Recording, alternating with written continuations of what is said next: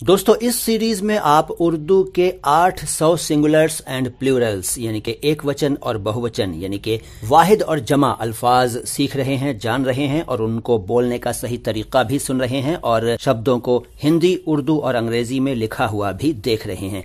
आज ये 23वीं मुलाकात है इस सीरीज की।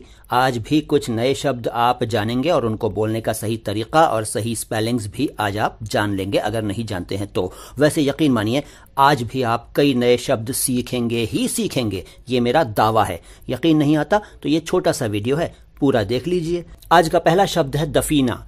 दफीना का अर्थ है वो खजाना जो जमीन में गड़ा हुआ हो, दबा हुआ खजाना, दफीना। बहुवचन दफाइन। फिर रुबाई। रुबाई उर्दू शायरी की एक किस्म है, इसके बारे में अलग से वीडियो बनाऊंगा और तब विस्तार से बताऊंगा। फिलहाल ये जान लीजिए कि रुबाई का बहुवचन रुबाइयात है। रुबाई, रुबाइयात।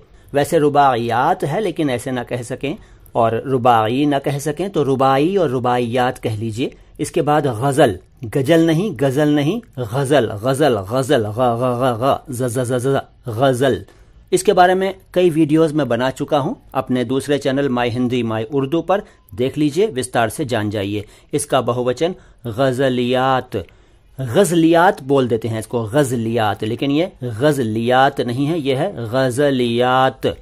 गजलियात, गजलियात नहीं भाई, गजलियात। इसके बाद रीह। रीह शब्द का अर्थ है बॉडी के निचले हिस्से से निकलने वाली हवा। इसका बहुवचन है रियाह। इसके बाद रुका। इसको रुक्का कहते हैं, रुक्का, लेकिन है ये रुका। रुका देख लीजिए, उर्दू में जिस तरह से लिखा है वही सही इसका बोलने का तरीका बताता है। अगर आप उर्दू नहीं पढ़ सकते हैं तो सुन लीजिए और हिंदी और अंग्रेजी में लिखे हुए शब्दों को, अक्षरों को देख लीजिए। रुका और इसका बहुवचन रुकात। रुका कह लीजिए, अगर रुका ना कह सकें तो रुका और रुकात। रुका कहते हैं कागज के टुकड़े को, यानी कि पर्चा, पर्ची।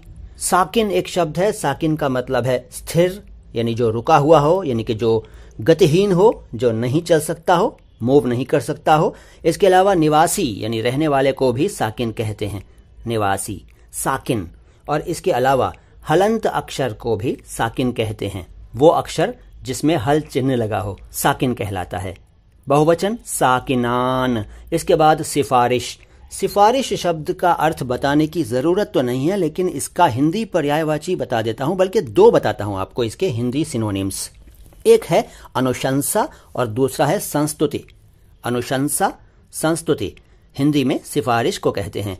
बहुवचन सिफारिशात। फिर साहिल। साहिल समुंदर के किनारे को कहते हैं और इसका बहुवचन सवाहिल। इसके बाद सनद। सनद का मतलब है डिग्री या सर्टिफिकेट, प्रमाण पत्र, और बहुवचन असनाद। फिर सिलसिला। सिलसिला का हिंदी पर्यायवाची है क्रम और सिलसिला का प्लूरल यानी कि इसकी जमा है सलासिल। फिर है सुहूलत। अब देखिए इसके बारे में थोड़ी सी एक्स्ट्रा जानकारी देता हूं। यह है सुहूलत। इसको हम या तो सहूलत बोल देते हैं या सहूलियत बोल देते हैं, दोनों ही गलत हैं। सुहूलत सही शब्द है, बाकी बोलिए कुछ भी आप। सुहूलत यानी कि सुविधा, आसानी, और इसका बहुवचन है सहूलियात। अब देखिए यह सहूलियत नहीं है, यह है सहूलियात।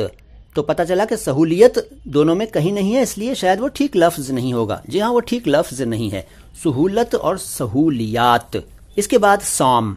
सौम कहते हैं रोजे को। रोजा होता है ना, रमजान में जो रोजा रखते हैं मुस्लिम लोग, सौम कहलाता है। और इसका बहुवचन सियाम। सियाम, वैसे सियाम कह देते हैं लोग लेकिन वो सियाम है। सौम, सियाम, एक रोजा, एक से ज्यादा रोजे। फिर सहाबी।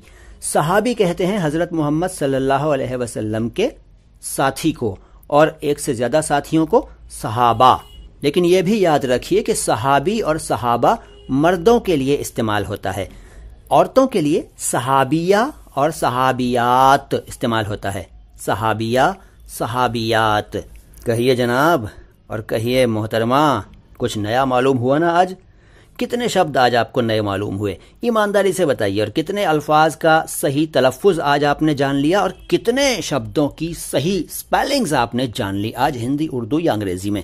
कमेंट बॉक्स में लिखकर बताइए ताकि मुझे अपनी अगली कड़ी को बनाने में आसानी हो, इस सीरीज़ की अगली कड़ी को, अगले वीडियो को बनाने में मुझे सुविधा हो। इसलिए आप मुझे कमेंट बॉक्स में ज़रूर बताइए कि आज का वीडियो कैसा लगा, क्या कमी निकली, क्या अच्छाई महसूस हुई, सब बताइए। मैं मुइन शमसी हूँ, चैनल है अल्फाज आवाज़ अंदाज। सलाम हिंदुस्तान।